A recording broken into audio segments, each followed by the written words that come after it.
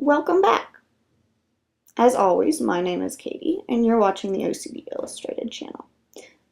This is the fourth video in a series about exposure and response prevention, and you may notice that I don't have my OCD bubble up there, and that's because I'm practicing being flexible.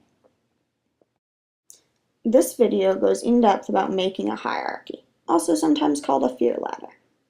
If you haven't watched my previous videos, it may be helpful to watch the earlier videos in the series about exposure and response prevention, specifically the steps and what a SUD scale is, because we'll be using that information to create a hierarchy.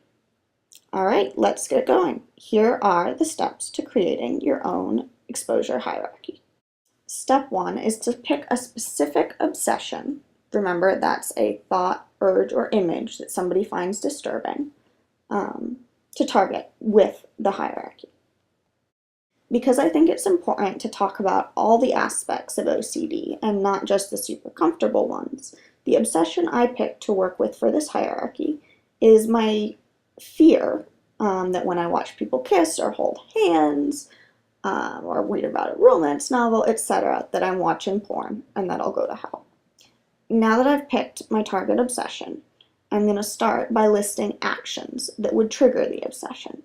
And I mean really specific things. So things you do, things you watch, things you read, things you write or say, places you can go, etc. The first 3 items that I came up with are watching characters kiss in a movie, reading a romance novel, or looking at magazines with sexy pictures or articles, such as Cosmopolitan. Some tips for thinking of things to put on your hierarchy is to start off by thinking about places and times that you do compulsions. These are easy things to just put right into writing as items on your hierarchy.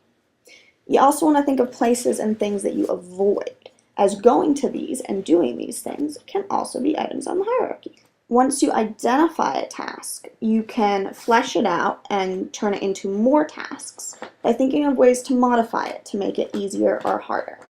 For example, I've modified my watching characters kiss task into 3 tasks by making an easier task, which is watching animated characters kiss, a medium task, which is watching characters kiss with their clothes on, and a more difficult task, watching characters kiss with their clothes off.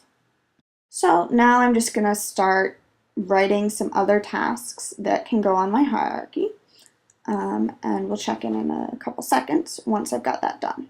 Finally, my last tip for thinking of things that can go on your hierarchy is to think of things that you can write and say that will really hone into the obsession and target the anxiety. For example, for this obsession, I might write and say the sentence, "I like watching porn." For a harder one, I might write a whole paragraph about what hell will be like because I watch porn. Okay, I guess that wasn't my last tip. I forgot that I had this slide in there. You also want to include some overcorrection exposures, which are big things that you feel like you're never going to do, but will go like over the top at targeting your anxiety. So for me, this would be watching a movie like Nymphomaniac or The Reader, or reading 50 Shades of Grey. Okay, the fun part. Now we're going to organize all those actions that we listed by how uncomfortable you think you will be when you do them. To do this, you're going to use your subjective units of distress scale. As you can see, I've made a SUD scale from 1 to 7, with space for me to put in each of those tasks that I've listed. Remember that the bottom, the 1, is the least distressing activities. And the 7, the high end of the hierarchy, is going to be the most distressing activities. Okay, I'm starting to put my tasks in place just by estimating how uncomfortable it will be for me to do them without doing compulsions. Notice that it's okay to have multiple tasks in the same SUDS level. All right, and I'm just going to keep going, adding more tasks to the hierarchy. If you don't know exactly where to put a task, that's okay. Just estimate, and when you do exposures, it'll be like doing an experiment to gather more information about where it should really go. As you can see, I've got some tasks up at a 7, which is the like almost panic attack level, and that's okay. By the time I tackle them, they won't be at a 7 anymore. Okay, I've finished assigning tasks to different SUDS levels, and I'll read through a couple of them just so you get the idea. So I didn't have any things that were at a 1. At a 2, I had watching animated characters kiss or looking at photos of bathing suits. At a 3, which is sort of medium anxiety, writing sentences about watching porn, looking at magazines with sexy pictures or articles, writing or saying the phrase, I like watching characters make out, going in the underwear section of Target, or going to watch people at the pool.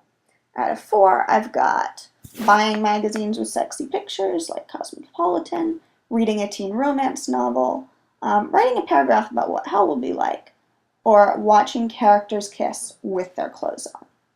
At a 5, watching characters kiss without their clothes on, and walking past an underwear store like Victoria's Secret.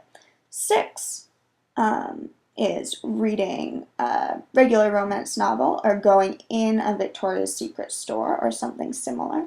And at a 7 is watching a movie like Nymphomaniac or The Reader, or reading 50 Shades of Grey.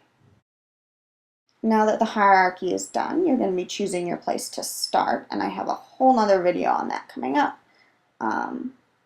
In brief, you're going to start at about the level 3s. Alright, I'm going to zoom out so you can get a picture of kind of the whole storyboard here. Thank you for watching, and I hope you will follow some of my future videos. If you've got any questions, put them in the comment section. I'll be happy to answer.